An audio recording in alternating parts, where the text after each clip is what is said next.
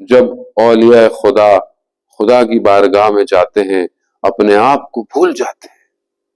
جب انسان خدا کی بارگاہ میں دعاؤں کو اٹھاتا ہے، استاد فاطمی نیا رضوان اللہ تعالی علیہ فرماتے ہیں، بہت پرانی بات کہتے ہیں کہ ایک شخص بہت مشکل میں تھا، بڑی پریشانی میں تھا، سب کچھ کر لیا، اس کی مشکل حل نہیں ہوتی تھی، تنگ آ گیا، شہر سے باہر نکل گیا، کہیں خرابے میں، کہیں ایسی اجڑی ہوئی جگہ پر دیکھا ایک ٹوٹی پوٹی سی جگہ ہے، دیکھا مسجد ہے، کہا چلو جو بھی ہے. مسجد میں گیا اور صحیفہ سجادیہ کی دعا، 7ویں دعا جو ہے کہتا وہ اس نے پڑھنا شروع کی، کہ جس میں امام فرماتے ہیں کہ پروردگار تو وہ ہے جو سارے عقدوں کو، ساری گتھیوں کو، جو بھی مشکل میں ہے تو سب کو حل کرنے والا ہے. امام کا قول ہے جان محترم، خالہ معصوم ہے، لب سے جب کھلتا ہے تو بالکل حقیقت ویسی ہے کہ جیسے کلام ربانی ہے.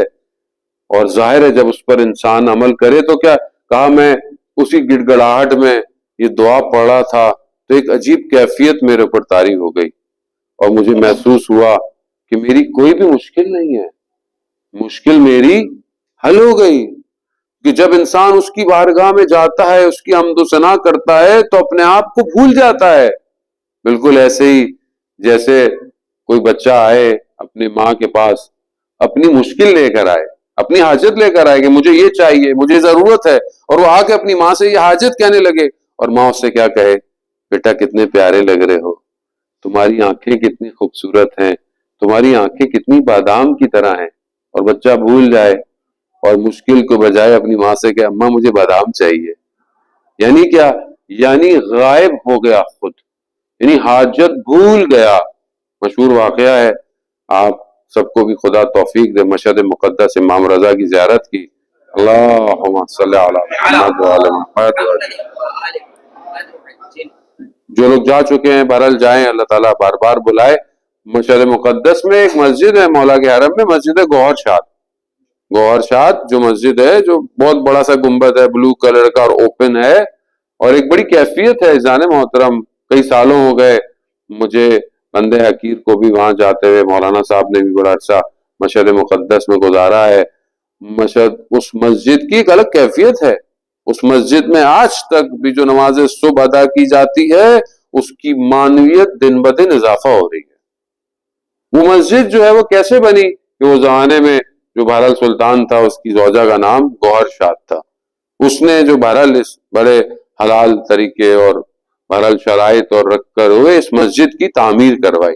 اور مسجد کی تعمیر میں اس کی شرط تھی کہ جو بھی مزدور کام کرے گا وہ نماز ادا کرے، باوضو ہو، اس طرح کی چیزیں. تو ایک دن وہ مسجد کو دیکھنے آئی تو ہوا چلی اور اس کا نقاب کہتے ہیں ہٹ گیا. تو ایک مزدور جو کام کر رہا تھا، جوان تھا، اس کی نگاہ اس پر پڑی تو اس ایک ہی نگاہ میں فرسٹ سائٹ لو جو ہوتا ہے وہ گرفتار ہو گیا. اور وہ بہرحال غریب تھا، مزدور تھا، وہ کہاں سلطان کی زوجہ، اب بیمار پڑ گیا.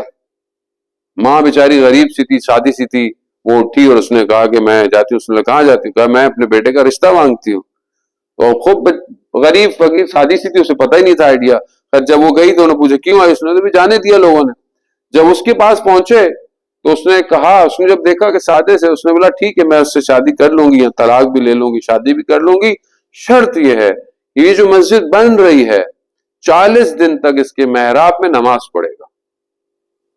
اس نے کہا ٹھیک ہے. خب یہ تو کوئی مشکل کام ہی نہیں تھا، 40 دن تک نماز پڑھنا، مسجد بن رہی تھی.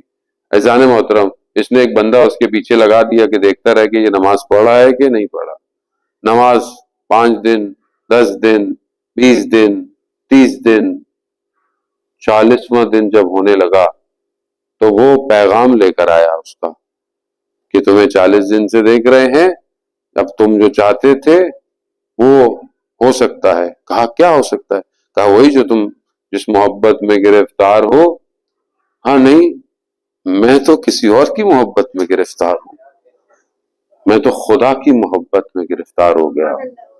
وجہ یعنی اپنی حاجت لینے آیا اور اپنے آپ کو بھول گیا اور خدا کی طرف ضم